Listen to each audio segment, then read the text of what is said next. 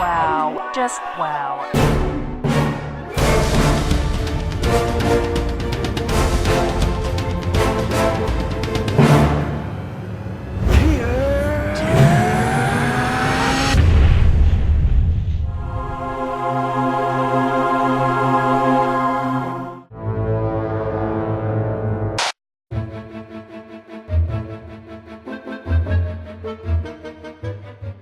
Where we'll be tackling the rather broad subjects of comics in our characteristically flippant and wayward manner. Now, comics are considered by the uninformed to be a medium suited to the young or the emotionally stunted, but what do they know? The last thing they probably read was the Beano in 1975.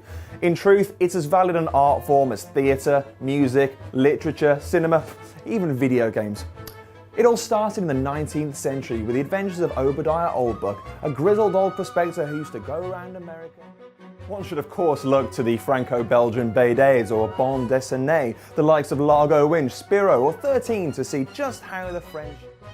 And with the advent of Spider-Man, superheroes had been embraced by cinema goers the world over. But enough from me. Here's what's coming up, true believers. We run down the latest Xbox news from BioWare mystery to Dreamcast history.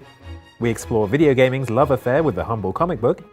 The arcade cabinet gets in a bind with Unbound Saga. And fantastic tales that will astonish and delight. Now over to the amazing Andy Man for this week's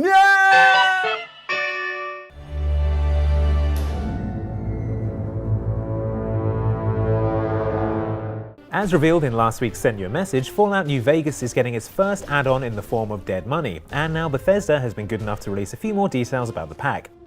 It's set in the Sierra Madre, a vast and opulent resort that was supposed to be the greatest casino in the West, but ended up becoming a prison for its guests when the bombs fell during its gala opening. To properly cement its worst party ever status, the resort is covered in a toxic cloud caused by malfunctioning aircon, preventing anyone from entering, and probably ruining the salmon puffs. Anyone except for the mysterious ghost people, that is, silent kidnappers in hazmat suits who drag their victims into the depths of the city within the cloud. Oh, the casino also has a state-of-the-art defense system to keep intruders, i.e. you, out of there. Just like Fallout 3's add-ons, you'll access this and any future add-ons by receiving a radio broadcast at any point before you begin the endgame. Dead Money will be available from 21st of December for 800 Microsoft points. BioWare has announced that it will announce an as-yet unannounced game in an announcement at the 2010 Spike Video Game Awards. Rather than just saying what it is though, BioWare is dropping clues all over the place, the big teases.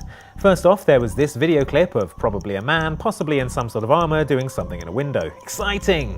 Then it started putting QR codes on their Facebook wall, the first of which translated into binary as the atomic weight of iron, the second as minus 128.5, which is the lowest temperature ever recorded on Earth. Most recently, another code translated as the URL for the British Secret Intelligence Service, otherwise known as MI6. So, what does it mean? Well, we'll find out for sure on 11th of December, but until then, feel free to sling around wild, unfounded conspiracy theories with us. We're going for a Mass Effect Dragon Age crossover where Shepard is thrown back in time and helps repel demonic invaders from Ostagar with out-of-context renegade face-punching and awkward armour-clad dancing.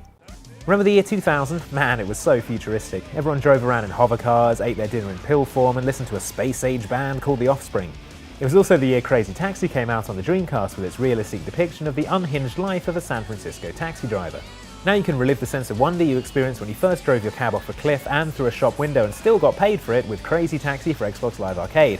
Sadly, The Offspring proved to be too far ahead of their time and no longer feature, and real-life destinations like KFC, Tower Records and Pizza Hut have been replaced with generic alternatives, but the gameplay is still the same as it was all those years ago in the future. Superheroes are a vain sort. They claim to be performing righteous deeds for the good of the people, and yet they swan around in outfits that Prince would call ostentatious. It's not enough that they're saving the world, they have to be seen doing it too. Preferably by several news crews who'll broadcast their latest impossible feat around the world, so we'll clap and cheer and remind them just how bloody brilliant they are. It's no real surprise then that these superpowered attention seekers don't have any qualms about rearing their smug, worthy faces in the most inappropriate of places to ensure they're lodged into your consciousness, including video games. Sega thought they'd exploit Japan's ignorance of Western comic icons by featuring not one, but two extremely recognisable characters in Mega Drive classic Revenge of Shinobi in the form of Spider-Man and Batman. Even putting aside the fact that they're from rival comic stables, Sega added further insult to injury not only by casting them as villains, but casting them as the same villain. For reasons that were probably even unknown to the game's character designer after he sobered up, a morphing villain starts out as Spider-Man before transmogrifying into Batman midway through a boss encounter. Years later, your friendly neighborhood Spider-Man proved he can also do whatever the Birdman can in Tony Hawk's Pro Skater 2, where he appeared as an unlockable border. Naturally, the webhead took advantage of his radioactive blood, not to lose his hair and suffer a slow death as most would, but to perform gravity-defying tricks like the Spidey Flip, Spidey Grind, Spidey Varial, and the Spidey Glidey Slidey Ridey. Tidy. Soul Calibur 2 is set at the end of the 16th century. Spawn was forged in the 8th level of Hell in 1992. Who cares, said Namco as it enlisted Todd McFarlane's undead anti-hero to join the roster for the Xbox edition of its accomplished swordplay sequel. With good old time travel acting as the plot device to explain its presence in this eternally retold tale of souls and swords, Spawn was free to swing his weapon at Mitsurugi & Co. without a care in the world, the lucky so-and-so. Senator Lever from New York State, good to meet you. You've done us a great service. Stan Lee's now trademark cameos in Marvel movies are becoming more tenuous by the film, but there's still plenty of scope for the unnaturally enthusiastic pensioner to show his creations how overexposure's really done in the gaming realm. We're still rooting for him to be a character in Marvel vs. Capcom 3, but for now we'll make do with his self-referential appearance as Senator Lieber in Marvel Ultimate Alliance 2. Don't I know you from somewhere? Heihachi's illegitimate Swedish love child Lars Alexandersson scores one for the team in Namco Bandai's syllable-hogging Naruto Shippuden Ultimate Ninja Storm 2, where he appears to give the swirly demon ninja boy a good kicking. Why and how are two questions that have no place here. Just embrace the continuity-spiting madness. I'm Dr. Ray Muzica from BioWare, and I've discovered a new strain of awesome. It's called the NExUS.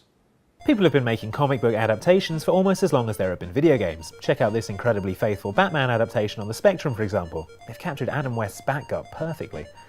On paper, comic book characters and video games seem like a marriage made in heaven. Superheroes and their often ludicrous powers should lend themselves well to video games and their often ludicrous premises, right? Right? Well, when it works very well, as we saw in last year's Batman Arkham Asylum, the Marvel vs. Capcom series, and the recent Spider-Man Shattered Dimensions. However, more often than not, video games prove to be a greater enemy to superheroes than the Sinister Six and Nicolas Cage combined. The problem is a lot of comic characters don't lend themselves particularly well to fun gameplay. Aquaman may be a complex, compelling character in the comics, but the ability to form lasting romantic relationships with fish doesn't make for a particularly fun game. Unless you're a fish, I suppose. Then there's no time to waste. Then there's the opposite problem. How do you make a challenging game starring a practically invincible character like Superman? Note, the answer is not to make him fly through endless rings, Titus Software, okay? Nor is it to give every henchman a gun with kryptonite bullets. Seriously, there's so much kryptonite in Superman games you could glue it all back together and form 11 new planet Kryptons with enough left over to make a giant green sign saying "Stop making terrible Superman games." 見てるだけでも暇つぶしにはなりそうね。 Japanese manga or anime derived from manga like Dragon Ball and Naruto tend to do better, possibly because they're more video game-like in their approach in the first place. If your comic is superpowered dudes in space punching each other for 400 issues, it's not the greatest stretch to turn that into a fun game. Good or bad, comic adaptations continue to be big business, and with Marvel vs. Capcom 3, Arkham City, and X-Men Destiny all on the way, the future is looking bright. For games and comic publishers at least. But is this a satisfactory relationship for the comic's protagonist? We spoke to one outspoken comic book character to discuss the pros and cons of appearing in a video game. Rick Ajax, star of Unbound Saga, thanks for joining us. How extensive is your knowledge of video gaming? Well, only what little I hear from my plumber. Actually, they're filled with crates and monkeys, but then again, so is my attic. Comic books seem to be growing in popularity within video games and vice versa. There seems to be a lot more crossover these days. Are you familiar with this phenomenon? Yeah, now that you mention it, there are a lot more space marines walking around town than usual. And my buddy Bruce, oh, he's been looking extra dimensional these days. Oh, excuse me a minute. Hey, you in the cape! I thought I told you to go dry out. Sorry about that. Where were we? Do you ever run into characters from other games? Yeah, hold on. I ran into Captain Smiley a few weeks back. I hear he's trying to make a comeback. Oh, good for him. Guy owes me $20 on a dog race that went sour on him. I'm telling you, never bet on the dachshund. Which existence do you prefer, comics or games? Whichever one has less robot ninjas. Yeah, that seems up for debate. Any plans for the future? Yeah, I'm gonna get back to my memoirs, enjoy some peace and quiet while it lasts. 'Cause guess what? It never lasts.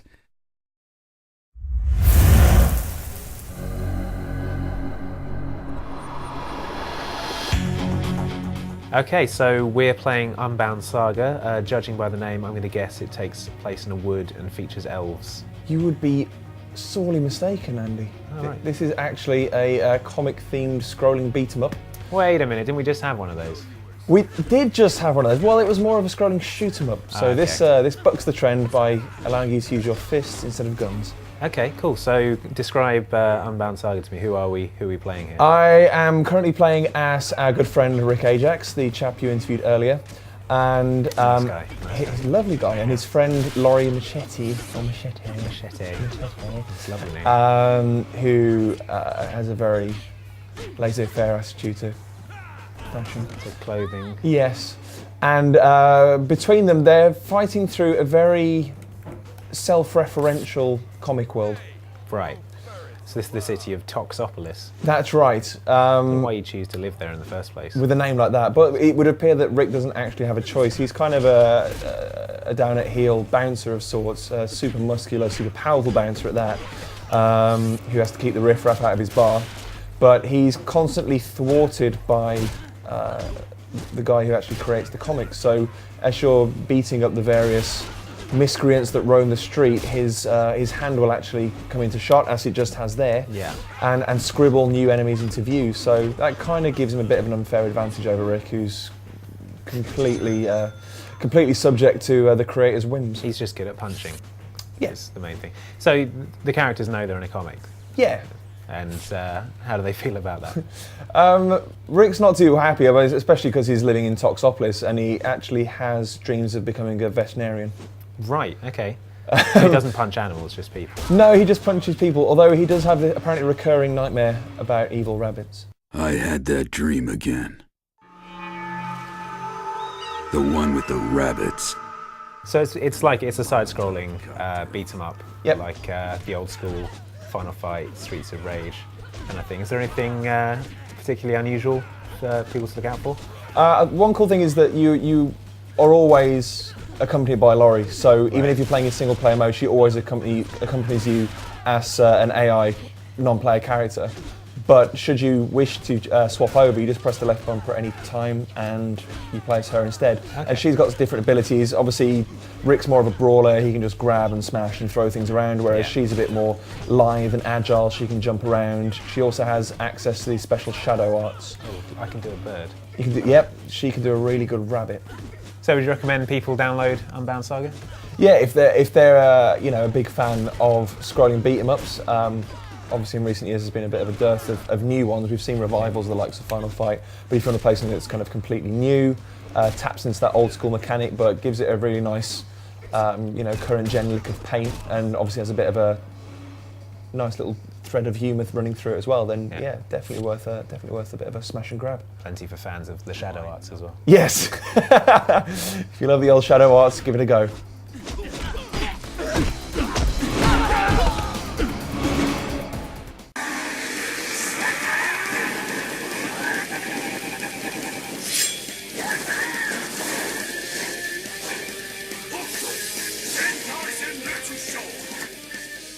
You are already dead. So that's it for another week's Nexus and another week of me being a pathetic, unremarkable human. Fortunately, I managed to bag myself a tiger, which I've been bombarding with gamma rays this past week, so I'm just going off to encourage it to bite me and let science work its wonderful superhero magic on me while the stupid haunted printer keeps you entertained. Skittles, dinner time! Skittles? No, Skittles! Skittles!